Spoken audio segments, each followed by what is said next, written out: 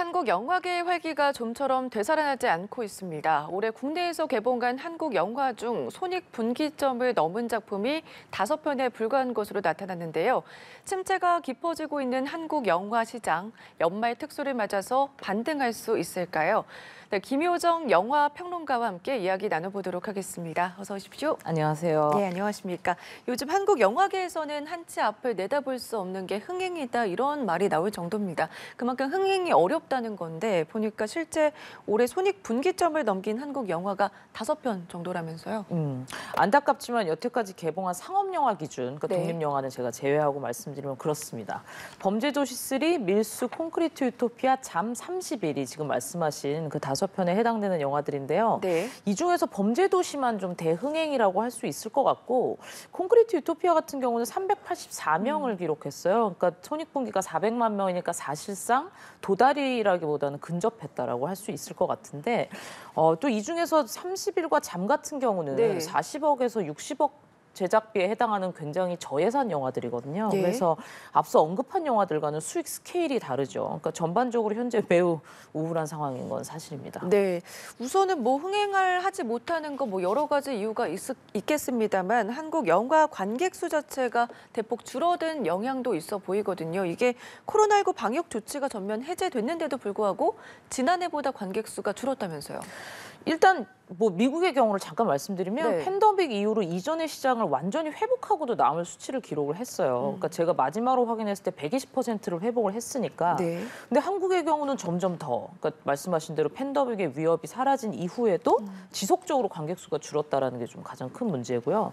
한국 영화 관객 수는 이미 3년 전에도 대폭 줄은 상태에서 작년 기준 20%가 더 감소했으니까 굉장히 크게 줄어든 것이라고 할 수 있을 것 같고요. 외화 관계까지 합쳐도 네. 지난해보다 굉장히 미미한, 그러니까 10% 미만 9% 정도만 증가한 상태입니다. 네, 2019년의 수치에서는 많이 벌어진 상태인 거죠. 네, 20% 정도 이제 감소했다 이런 말씀을 좀 해주셨는데 미국 같은 경우는 120% 이상으로 이제 회복을 했잖아요. 근데 우리나라는 지금 왜 그렇다고 보십니까?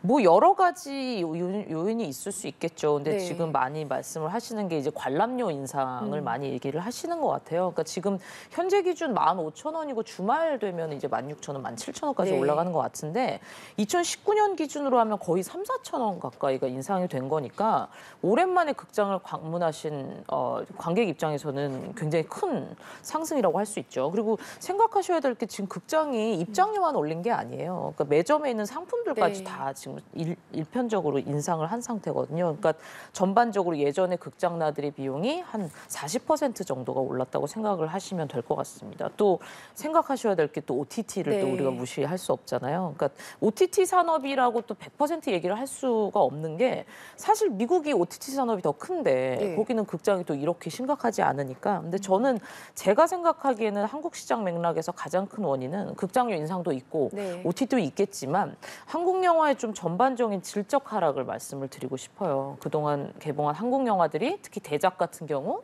내용 면에서 뭐 배우의 화려한 라인업과 기술적인 수준을 따라가지 못하는 뭐 그런 평들이 많았었고요. 그러니까 이 점에 있어서는 사실 저도 동의를 하고 있습니다. 네. 그러니까 이런 영화들이 더욱더 인상된 가격으로 티켓값을 내야 된다고 생각하면 관객 입장에서는 전혀 만족스럽지 않은 소비가 되는 것이죠. 네, 3가지 정도를 말씀을 좀 해주셨는데 특히 이제 OTT 시장의 경우에는 갈수록 이용자가 늘고 있잖아요. 말씀해 주신 것처럼 고물가 시대에도 불구하고 어쨌든 OTT 동영상 플랫폼을 소비하려는 그런 소비자들의 심리는 어떤 거라고 보십니까? 혹시 OTT 몇 개 구독하세요?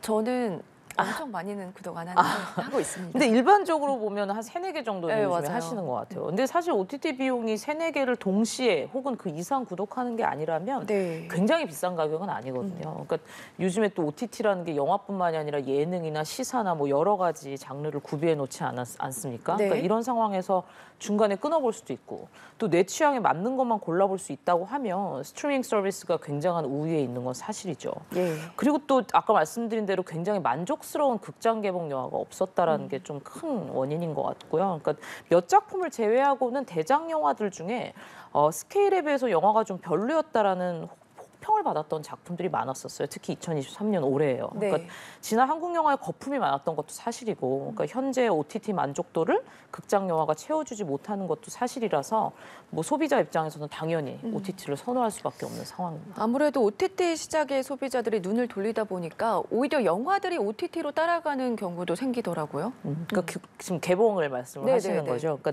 며칠 전, 그러니까 정확히는 엊그저께 독전 2가 그런 식으로 공개가 됐죠. 극장을 거치지 않고 바로 OTT로 직행을 하는.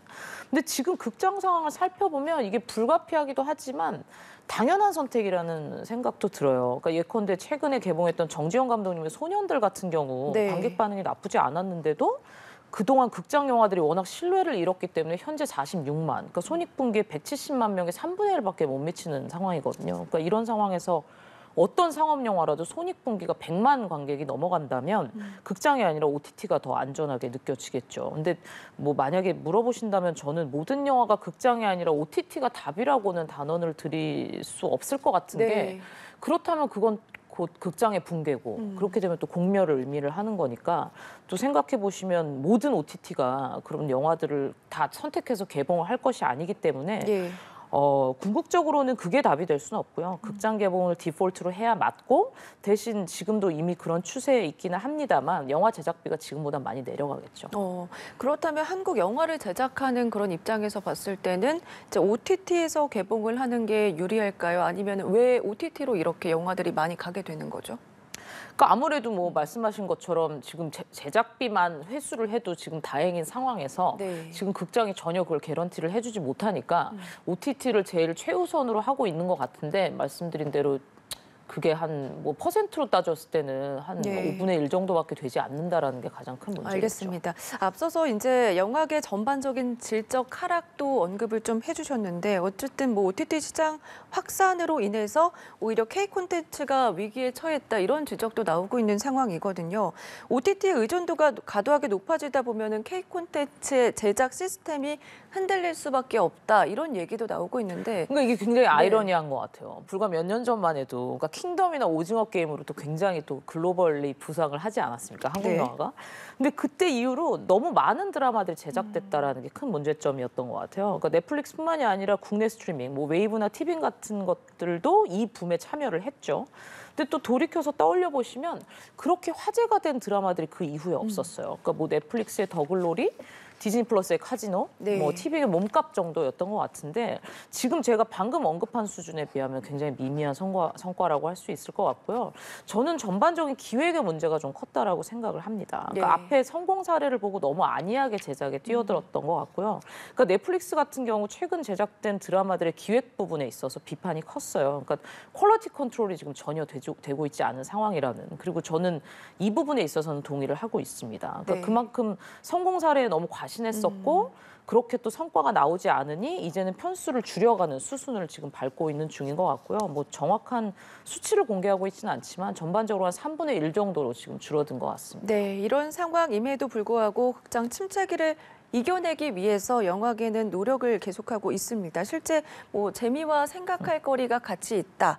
그렇다면 극장 흥행은 어느 정도 보장이 되는 그런 분위기인데 앞으로 흥행작들 어떤 것들이 있죠? 흥행작들이 없는 뭐 제가 예상은 할 수 없지만 네.